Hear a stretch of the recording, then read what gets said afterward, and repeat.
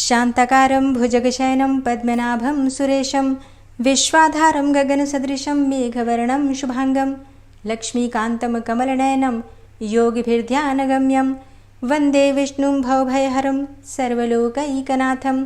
हरे कृष्णा। आप सभी भक्तों को अजा एकादशी व्रत की हार्दिक शुभकामनाएं। भगवान श्री हरि विष्णु और माता लक्ष्मी की कृपा सदैव आप और आपके समस्त परिवार पर बनी रहे। दोस्तों, आज है 19 अगस्त 2025 और दिन है मंगलवार का। आज भाद्रपद मास की कृष्ण पक्ष की अजा एकादशी है और इस वीडियो में आप सुनने वाले हैं अजा एकादशी व्रत की कथा, जिसके पढ़ने और सुनने मात्र से पापों का नाश हो जाता है और अनंत गुना पुण्य फल की प्राप्ति होती है। और इस कथा को स्वयं भगवान श्री कृष्ण ने युधिष्ठिर सहित अन्य पांडवों को सुनाया था। युधिष्ठिर कहते हैं, हे पुंडरीकाक्ष, मैंने श्रावण शुक्ल एकादशी अर्थात पुत्रदा एकादशी का सविस्तार वर्णन सुना। अब आप कृपा करके मुझे भाद्रपद मास के कृष्ण पक्ष की एकादशी के विषय में भी बताइए। इस एकादशी का नाम क्या है और इसके व्रत का क्या विधान है, और इस एकादशी का व्रत धारण करने से किस फल की प्राप्ति होती है। तब भगवान श्री कृष्ण कहते हैं, हे कुंती पुत्र, भाद्रपद मास के कृष्ण पक्ष की एकादशी को अजा एकादशी कहते हैं। इसका व्रत करने से सभी पाप नष्ट हो जाते हैं। इस लोक और परलोक में मदद करने वाली इस एकादशी व्रत के समान संसार में दूसरा कोई व्रत नहीं है। अब ध्यानपूर्वक इस एकादशी का महात्म्य श्रवण करो। पौराणिक काल में भगवान श्री राम के वंश में अयोध्या नगरी में एक चक्रवर्ती राजा हरिश्चंद्र नाम के एक राजा हुए थे। राजा अपनी सत्यनिष्ठा और ईमानदारी के लिए बड़े प्रसिद्ध थे। एक बार देवताओं ने उनकी परीक्षा लेने की योजना बनाई। राजा ने स्वप्न में देखा कि ऋषि विश्वामित्र को उन्होंने अपना राजपाट दान कर दिया है। सुबह विश्वामित्र वास्तव में उनके द्वार पर आकर कहने लगे कि तुमने स्वप्न में मुझे अपना सारा राज्य दान कर दिया। राजा ने सत्यनिष्ठ व्रत का पालन करते हुए संपूर्ण राज्य विश्वामित्र को सौंप दिया। अब दान के लिए दक्षिणा चुकाने हेतु राजा हरिश्चंद्र को पूर्व जन्म के कर्म फल के कारण पत्नी, बेटा एवं खुद को बेचना पड़ा। हरिश्चंद्र को एक डोम ने खरीद लिया, जो कि स्मशान भूमि में लोगों के दाह संस्कार का काम करवाता था। अब हरिश्चंद्र स्वयं एक चांडाल के दास बन गए। उन्होंने उस चांडाल के यहाँ कफन लेने का काम किया, किंतु उन्होंने इस आपत्ति काल में भी सत्य का साथ नहीं छोड़ा। जब इसी प्रकार कई वर्ष बीत गए, तब उन्हें अपने इस नीच कर्म पर बड़ा दुख हुआ और वह इससे मुक्त होने का उपाय खोजने लगे। सदैव इसी चिंता में रहने लगे कि अब मैं क्या करूं, किस प्रकार इस नीच कर्म से मुक्ति पाऊं। एक बार की बात है, वह इसी चिंता में बैठे हुए थे कि गौतम ऋषि उनके पास पहुंचे। हरिश्चंद्र ने उन्हें देखकर उन्हें प्रणाम किया और अपनी दुख भरी कथा उन्हें सुनाने लगे। राजा हरिश्चंद्र की दुख भरी कथा सुनकर महर्षि गौतम भी अत्यंत दुखी हुए और उन्होंने राजा से कहा, हे राजन, भादो मास के कृष्ण पक्ष की एकादशी का नाम अजा है। तुम उस एकादशी का विधान पूर्वक व्रत करो और रात्रि को जागरण करो। इससे तुम्हारे सभी पाप नष्ट हो जाएंगे। महर्षि गौतम इतना कहकर अंतर्ध्यान हो गए। फिर अजा नाम की एकादशी आने पर राजा हरिश्चंद्र ने महर्षि गौतम के कहे अनुसार विधान पूर्वक उपवास किया और फिर रात्रि जागरण किया। इस व्रत के प्रभाव से राजा के सभी पाप नष्ट हो गए। उस समय स्वर्ग में नगाड़े बजने लगे और पुष्पों की वर्षा होने लगी। उन्होंने अपने सामने ब्रह्मा, विष्णु, महेश और देवेंद्र आदि देवताओं को खड़ा पाया। उन्होंने अपने मृतक पुत्र को भी जीवित देखा और अपनी पत्नी को राजसी वस्त्र और आभूषणों से परिपूर्ण देखा। इस अजा एकादशी व्रत के प्रभाव से राजा को पुनः अपने राज्य की प्राप्ति हुई। वास्तव में एक ऋषि ने राजा की परीक्षा लेने के लिए यह सब माया रची थी, परंतु अजा एकादशी के व्रत के प्रभाव से ऋषि द्वारा रची गई सारी माया समाप्त हो गई और अंत में हरिश्चंद्र अपने परिवार सहित स्वर्गलोक को गए। यह कथा सुनाने के बाद मधुसूदन भगवान ने युधिष्ठिर से कहा, हे राजन, यह सब अजा एकादशी के व्रत का प्रभाव था। जो मनुष्य इस एकादशी को विधान पूर्वक उपवास करते हैं और रात्रि जागरण करते हैं, उनके सभी पाप नष्ट हो जाते हैं और अंत में वे स्वर्ग को प्राप्त होते हैं। इसमें कोई संशय नहीं है। हे राजन, इस एकादशी व्रत के कथा के श्रवण मात्र से ही अश्वमेध यज्ञ के फल की प्राप्ति हो जाती है। तो प्रेम से बोलिए भगवान श्री हरि विष्णु की जय, एकादशी माता की जय। और अब आप सुनेंगे एकादशी माता की कथा। एकादशी का व्रत एकादशी माता की कथा सुने बिना अधूरा ही माना जाता है, इसलिए पूरे श्रद्धा भाव से एकादशी माता की कथा भी जरूर सुननी चाहिए। एकादशी माता की कथा के अनुसार मुर नामक एक दैत्य था। रावण और कंस की तरह वो भी बड़ा आतंक मचाता था। और स्वर्ग में देवों सहित सभी को पीड़ा देता था। सब लोग उससे रक्षा मांगकर श्रीमन नारायण की शरण में गए। भगवान ने कहा, मैं उसे संभालता हूँ, तुम चिंता मत करो। सभी देवताओं को आश्वासन देकर भगवान मुर के साथ युद्ध करने लगे, लेकिन अपनी सारी शारीरिक शक्ति लगाकर भी भगवान विष्णु कुछ नहीं कर सके। भगवान को युद्ध के मैदान से पलायन करना पड़ा। तब वे हिमालय की एक गुफा में जाकर छुप गए। मुर भी उनका पीछा करते हुए वहीं पहुंच गया। भगवान ने ध्यान करना शुरू किया और उनके मन से एक शक्ति उत्पन्न की, उनकी मानसिक शक्ति, और इस शक्ति ने बाहर आकर मुर को अपनी तलवार से मार डाला। हम जानते हैं कि शरीर में 10 इंद्रियां हैं, 5 ज्ञानेंद्रिय और 5 कर्मेंद्रिय। 11वीं इंद्रिय है मन। संस्कृत में एकादशी का अर्थ है 11। चूंकि यह देवी उनके मन अर्थात भगवान की 11वीं इंद्रिय से निकली थी, इसलिए भगवान ने उन्हें एकादशी के नाम से पुकारा। एकादशी माता की उत्पत्ति का दिन उनके नाम से ही जाना जाने लगा। माता एकादशी के अंतिम चरण के दौरान उत्पन्न हुई थी, इसलिए इसे जयंती कहते हैं, और उन्होंने द्वादशी के पहले चरण के दौरान दैत्य को मार डाला था, इसे स्मरंती कहते हैं। अब एकादशी के दिन व्रत क्यों करना चाहिए, भोजन क्यों नहीं करना चाहिए, तो इस बारे में भगवान ने घोषणा की कि एकादशी के दौरान देवी के इस महान कार्य के कारण पूरे जगत में कोई भी पाप नहीं रहेगा। लेकिन पाप तो पहले से ही है। जब उसने यह सुना तो पाप पुरुष आश्रय की तलाश में इधर उधर भागने लगा। एकादशी के दौरान वह कहाँ रहेगा? वह जहाँ भी गया सभी ने उसे आश्रय देने से इनकार कर दिया।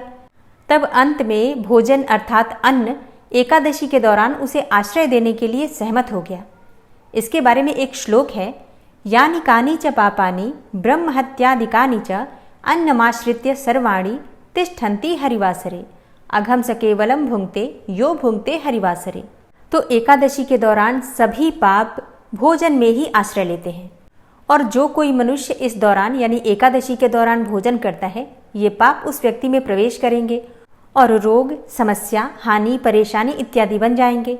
इसलिए एकादशी के दिन व्रत धारण करना चाहिए। भगवान विष्णु ने कहा कि जो भी मनुष्य एकादशी के दिन व्रत धारण करेगा उसके समस्त पाप नष्ट हो जाएंगे और उसे अंत में विष्णुलोक की भी प्राप्ति होगी। एकादशी को विष्णु भगवान की कन्या भी कहा जाता है, क्योंकि वह भगवान की मानस पुत्री हैं। उनकी मूर्ति पुरी जगन्नाथ मंदिर और द्वारका धाम में भी है। भगवान के धर्म की रक्षा के लिए जितने भी अवतार हैं वे सभी एकादशी के दिन ही हुए हैं, इसलिए यह इतना पवित्र दिन है। एकादशी व्रत का प्रभाव बताते हुए भगवान श्री कृष्ण ने धर्मराज युधिष्ठिर से कहा, गालव मुनि का भद्रशील नाम का एक पुत्र था। भद्रशील ने छोटी उम्र से ही एकादशी व्रत का पालन करना शुरू कर दिया। मुनि ने उन्हें ऐसा करने के लिए कभी नहीं कहा था। एक बार मुनि ने भद्रशील से पूछा कि उन्हें इस व्रत को करने को किसने कहा है। भद्रशील ने कहा कि मैं तो कई जन्मों से एकादशी का व्रत करता आ रहा हूँ। आमतौर पर किसी को भी अपना पिछला जन्म याद नहीं रहता। जब तक आप माँ के गर्भ में होंगे तब तक आपको पिछले जन्मों की याद रहेगी, लेकिन जन्म से ठीक पहले यह स्मृति मिट जाती है। लेकिन भद्रशील को पिछले जन्म की याद उस समय भी थी। यह एकादशी व्रत की शक्ति थी जिसका वे पालन करते थे। वे एक पूर्व जन्म में धर्मकीर्ति नामक राजा थे। धर्मकीर्ति बहुत क्रूर था, उसे कोई पसंद नहीं करता था। ऐसा कोई पाप नहीं था जो उसने नहीं किया हो। एक बार वह अपने सैनिकों के साथ शिकार पर गया। उसने एक हिरण को देखा और अपने सैनिकों को उस हिरण को चारों ओर से घेरने के लिए कहा। राजा ने कहा कि जो भी उस हिरण को भागने देगा उसका पूरा परिवार मार डाला जाएगा। हिरण ने यह सुना और सोचा, बेचारे सैनिक, मैं उनमें से किसी को कुछ भी नहीं होने दूंगा। हिरण राजा के पास से निकल भागा। राजा ने हिरण का पीछा किया। सूर्यास्त होते राजा एक घने जंगल के अंदर फंस गया। हिरण कहीं दिखाई नहीं दे रहा था। राजा ने एक पेड़ के नीचे रात बिताई। उसने दिन भर में कुछ भी नहीं खाया था। उसे चारों ओर से खतरनाक जानवरों के गुर्राने की आवाज़ भी सुनाई दे रही थी। वह सो भी नहीं सका। राजा ने डर से श्रीहरि परमात्मा से प्रार्थना करना शुरू कर दिया। फिर सुबह होते ही उसकी मृत्यु हो गई। यमदूत आए और उसे यमराज के पास ले गए। यमराज ने पूछा, तुम लोग इन्हें यहाँ क्यों लाए हो? इनका स्थान तो वैकुंठ में भगवान महाविष्णु के बगल में है। यमदूतों ने यमराज से कहा, लेकिन राजन, यह तो महापापी है। यमराज बोला, नहीं, वह सब चला गया है, ये अब बिल्कुल पवित्र है। जिस दिन इसकी मृत्यु हुई वह एकादशी थी। उन्होंने दिन भर उपवास किया और रात में जागते हुए श्रीहरि का स्मरण किया। उनके सारे पाप दूर हो गए। ये पवित्र हो गए। तब यमराज ने स्वयं एक स्वर्ण रथ बुलवाया और राजा को वैकुंठ भेज दिया। इसके बाद जब लोगों को इस बारे में पृथ्वी पर पता चला तो वे सभी एकादशी का पालन करने के लिए और अधिक उत्साहित हो गए। तो प्रेम से बोलिए एकादशी माता की जय। और अब आप सुनेंगे श्री नारायण कवच। भगवान श्री हरि गरुड़ जी की पीठ पर अपने चरण कमल रखे हुए हैं। अणिमा आदि 8 सिद्धियां उनकी सेवा कर रही हैं और 8 हाथों में शंख, चक्र, ढाल, तलवार, गदा, बाण, धनुष और पाश अर्थात फंदा धारण किए हुए हैं। वे ही ओंकार स्वरूप प्रभु सब प्रकार से सब ओर से मेरी रक्षा करें। मत्स्य मूर्ति भगवान जल के भीतर जल तंतुओं से और वरुण के पास से मेरी रक्षा करें। माया से ब्रह्मचारी रूप धारण करने वाले वामन भगवान स्थल पर और विश्वरूप श्री त्रिविक्रम भगवान आकाश में मेरी रक्षा करें। जिनके घोर अट्टहास करने पर सब दिशाएं गूंज उठी थी और दैत्य पत्नियों के गर्भ गिर गए थे, वे दैत्ययुत पतियों के शत्रु भगवान नृसिंह किले, जंगल, रणभूमि आदि विकट स्थानों में मेरी रक्षा करें। अपनी दाढ़ों पर पृथ्वी को उठा लेने वाले यज्ञ मूर्ति वाराह भगवान मार्ग में, परशुराम जी पर्वतों के शिखरों पर और लक्ष्मण जी के सहित भरत के बड़े भाई भगवान रामचंद्र प्रवास के समय मेरी रक्षा करें। भगवान नारायण मारण, मोहन आदि भयंकर अभिचारों और सब प्रकार के प्रमादों से मेरी रक्षा करें। ऋषि श्रेष्ठ नर गर्व से, योगेश्वर भगवान दत्तात्रेय योग के विघ्नों से और त्रिगुणाधिपति भगवान कपिल कर्म बंधन से मेरी रक्षा करें। परम ऋषि सनत कुमार कामदेव से, हयग्रीव भगवान मार्ग में चलते समय देव मूर्तियों को नमस्कार आदि न करने के अपराध से और देवर्षि नारद सेवा अपराधों से और भगवान कच्छप सब प्रकार के नरकों से मेरी रक्षा करें। भगवान धन्वंतरी कुपथ्य से, जितेंद्र भगवान ऋषभदेव सुख दुख आदि भयदायक द्वंद्वों से, यज्ञ भगवान लोकापवाद से और बलराम जी मनुष्यकृत कष्टों से और श्री शेष जी क्रोधवश नामक सर्पों के गणों से मेरी रक्षा करें। भगवान श्री कृष्ण द्वैपायन व्यास जी अज्ञान से तथा बुद्धदेव पाखंडियों से और प्रमाद से मेरी रक्षा करें। धर्म रक्षा करने वाले महान अवतार धारण करने वाले भगवान कल्कि पाप बहुल कलिकाल के दोषों से मेरी रक्षा करें। प्रातःकाल भगवान केशव अपनी गदा लेकर, कुछ दिन चढ़ जाने पर भगवान गोविंद अपनी बांसुरी लेकर और दोपहर के पहले भगवान नारायण अपनी तीक्ष्ण शक्ति लेकर और दोपहर को भगवान विष्णु चक्रराज सुदर्शन लेकर मेरी रक्षा करें। तीसरे पहर में भगवान मधुसूदन अपना प्रचंड धनुष लेकर मेरी रक्षा करें और सायंकाल में ब्रह्मा आदि त्रिमूर्तिधारी माधव, सूर्यास्त के बाद ऋषिकेश, अर्धरात्रि के पूर्व तथा अर्धरात्रि के समय अकेले भगवान पद्मनाभ मेरी रक्षा करें। रात्रि के पिछले प्रहर में श्रीवत्स लांछन श्रीहरि, उषा काल में खड्गधारी भगवान जनार्दन और सूर्योदय से पूर्व श्री दामोदर और संपूर्ण संध्याओं में काल मूर्ति भगवान विश्वेश्वर मेरी रक्षा करें। हे सुदर्शन, आपका आकार चक्र रथ के पहिए की तरह है। आपके किनारे का भाग प्रलयकालीन अग्नि के समान अत्यंत तीव्र है। आप भगवान की प्रेरणा से सबोर घूमते रहते हैं।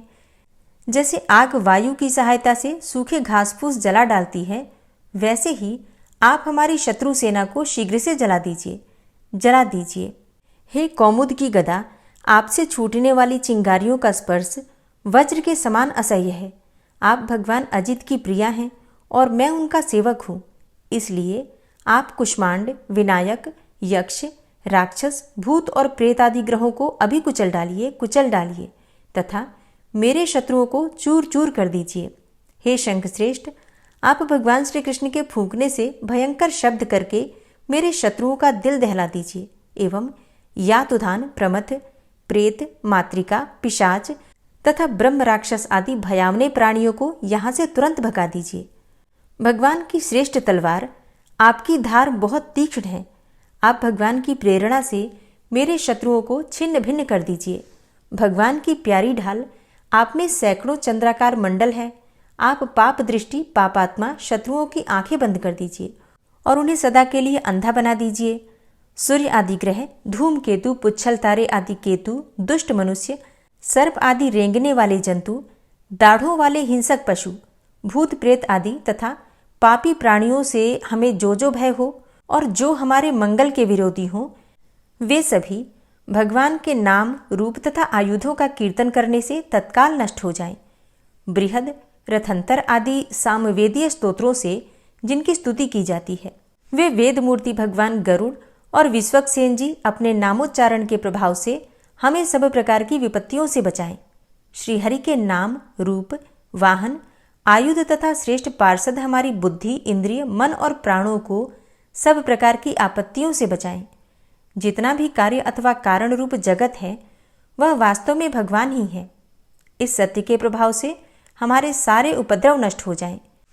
जो लोग ब्रह्म और आत्मा की एकता का अनुभव कर चुके हैं, उनकी दृष्टि में भगवान का स्वरूप समस्त विकल्पों से रहित है, भेदों से रहित है। फिर भी वे अपनी माया शक्ति के द्वारा भूषण, आयुध और रूप नामक शक्तियों को धारण करते हैं। यह बात निश्चित रूप से सत्य है। इस कारण सर्वज्ञ, सर्वव्यापक भगवान श्रीहरि सदा सर्वत्र सब स्वरूपों से हमारी रक्षा करें। जो अपने भयंकर अट्टहास से सब लोगों के भय को भगा देते हैं और अपने तेज से सबका तेज ग्रस लेते हैं, वे भगवान नृसिंह दिशा विदिशा में, नीचे ऊपर, बाहर भीतर सब ओर से हमारी रक्षा करें। हे देवराज इंद्र, मैंने तुम्हें यह नारायण कवच सुना दिया है। इस कवच से तुम अपने को सुरक्षित कर लो, बस फिर तुम अनायास ही सब दैत्य युद्धपतियों को जीत कर लोगे। इस नारायण कवच को धारण करने वाला पुरुष जिसको भी अपने नेत्रों से देख लेता है अथवा पैर से छू देता है, तत्काल समस्त भयों से वो मुक्त हो जाता है। जो इस वैष्णवी विद्या को धारण कर लेता है, उसे राजा, डाकू, प्रेत, पिशाच आदि और बाघ आदि हिंसक जीवों से कभी किसी प्रकार का भय नहीं होता। हे देवराज, प्राचीन काल की बात है, एक कौशिक गोत्री ब्राह्मण ने इस विद्या को धारण करके योग धारणा से अपना शरीर मरुभूमि में त्याग दिया। अब जहां उस ब्राह्मण का शरीर पड़ा था, उसके ऊपर से एक दिन गंधर्वराज चित्ररथ अपनी स्त्रियों के साथ विमान पर बैठकर निकले। वहां आते ही वे नीचे की ओर सिर किए विमान सहित आकाश से पृथ्वी पर गिर पड़े। इस घटना से उनके आश्चर्य की सीमा न रही जब उन्हें बालखिल्य मुनियों ने बतलाया कि यह नारायण कवच धारण करने का प्रभाव है। तब उन्होंने उस ब्राह्मण देव की हड्डियों को ले जाकर पूर्ववाहिनी सरस्वती नदी में प्रवाहित कर दिया और फिर स्नान करके वे अपने लोक को चले गए। श्री सुखदेव जी कहते हैं, हे परीक्षित, जो पुरुष इस नारायण कवच को समय पर सुनता है और जो आदर पूर्वक इसे धारण करता है, उसके सामने सभी प्राणी आदर से झुक जाते हैं और वह सब प्रकार के भयों से मुक्त हो जाता है। हे परीक्षित, शतक्रतु इंद्र ने आचार्य विश्वरूप जी से यह वैष्णवी विद्या प्राप्त करके रणभूमि में असुरों को जीत लिया और वे त्रैलोक्य लक्ष्मी का उपभोग करने लगे। श्री नारायण कवच संपूर्ण हुआ।